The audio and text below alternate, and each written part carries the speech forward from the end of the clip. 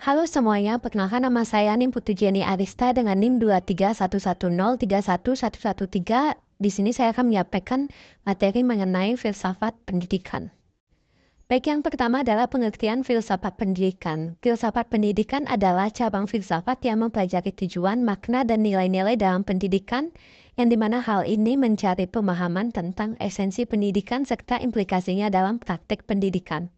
Selanjutnya, manfaat mempelajari filsafat pendidikan. Mempelajari filsafat pendidikan memberikan manfaat yang beragam. Pertama, hal ini memungkinkan individu untuk mendapatkan pemahaman yang lebih dalam tentang tujuan dan nilai-nilai yang mendasari pendidikan, membantu mereka mengartikulasikan pandangan mereka tentang peran dan esensi pendidikan dalam masyarakat. Kedua, mempelajari filsafat pendidikan melatih kemampuan berpikir kritis dan analitis karena mempertanyakan dan mengevaluasi argumen dalam konteks pendidikan, mengasah keterampilan pemikiran yang kritis dan reflektif.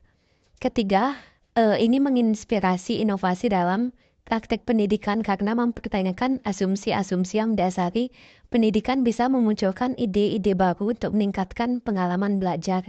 Terakhir, memahami filsafat pendidikan memberikan landasan yang kuat untuk evaluasi dan perubahan yang konstruktif dalam sistem pendidikan, membantu menciptakan lingkungan pembelajaran yang lebih efektif dan inklusif bagi semua peserta didik. Baik, selanjutnya adalah aliran dalam filsafat pendidikan. Ada 4 aliran dalam filsafat pendidikan. Yang pertama, perennialisme, yang dimana aliran ini menganggap bahwa pendidikan harus berfokus pada pemahaman konsep-konsep universal dan kebenaran-kebenaran mutlak yang abadi. Perennialis percaya bahwa inti kurikulum harus berpusat pada karya-karya klasik dan nilai-nilai yang bersifat tetap. Aliran yang kedua adalah esensialisme, yang dimana esensialisme menekankan pentingnya mengajarkan pengetahuan dasar dan keterampilan praktis yang dianggap esensial bagi semua individu. Kurikulum ini diarahkan untuk membentuk dasar pengetahuan yang kuat dalam mata pelajaran inti seperti matematika, bahasa, dan ilmu pengetahuan alam. Aliran yang ketiga adalah progresivisme, yang dimana aliran ini menekankan pentingnya pengalaman langsung dan pembelajaran aktif. Aliran ini memandang bahwa pendidikan sebagai proses yang berpusat pada peserta didik, mempromosikan eksplorasi, kolaborasi, dan pemecahan masalah sebagai metode pembelajaran yang efektif.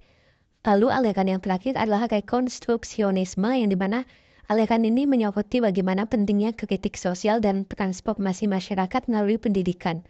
Aliran ini menekankan pembelajaran yang berorientasi pada isu-isu sosial, politik, dan ekonomi dengan tujuan mengubah struktur sosial yang tidak adil. Terakhir adalah ruang lingkup filsafat pendidikan, yang dimana terdiri dari 6.